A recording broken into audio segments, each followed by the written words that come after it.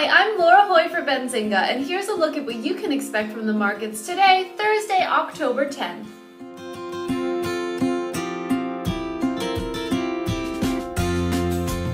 Libya's prime minister was kidnapped on Thursday after gunmen broke into his hotel room. The incident came shortly after a U.S. raid which resulted in the capture of a suspected al-Qaeda member who was involved in the 1998 embassy bombings. Although the Libyan government has denied any involvement in the U.S. raid, several Islamic militant groups have accused the government of assisting with the operation. The standoff between Democrats and Republicans in Washington showed signs of progress on Wednesday after conservative Republicans considered a short-term increase for the nation's borrowing limit. On Thursday, President Barack Obama is expected to meet with House GOP leaders for the first time since the shutdown began. Several of the U.S.'s Middle Eastern allies voiced their frustration with the nation's decision to suspend military aid in Egypt. U.S. officials defended their decision, saying aid will resume when Cairo begins to make a democratic transition. The dollar gained after U.S. FOMC minutes showed that the bank's decision not to begin tapering its bond buying plan was not an easy one. The minutes added to speculation that the bank could start cutting back on its stimulus spending at its December meeting. After announcing that Janet Yellen will take over as chairman of the Federal Reserve, President Obama called for a speedy approval of her position from the Senate.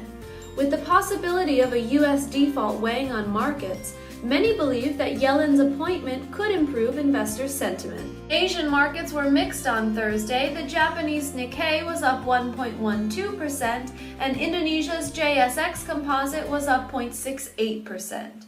China's Shanghai Composite fell 0.94%, and the Shenzhen Composite was down by 0.34%.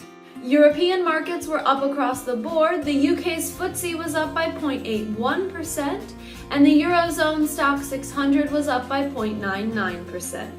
The Spanish IBEX gained 1.61%, and the German DAX was up by 0.93%. Geopolitical tension boosted energy futures. Brent futures were up by 0.95%, and WTI futures were up by 0.40%. Gold lost 0.24%, and silver was down by 0.19%. Industrial metals were also lower, with aluminum down 0.38% and tin down 0.74%. In currency markets, the euro to dollar ratio was mostly flat, and the pound fell 0.13% against the dollar. The yen was down 0.52% against the greenback.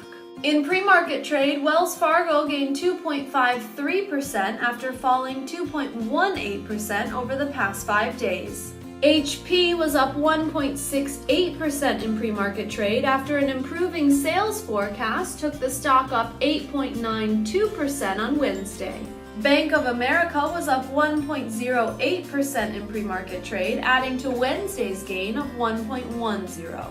Delta Airlines gained 1.03% in pre-market trade after a week of choppy trading took the stock down 2.49% on Tuesday and 1.35% on Monday.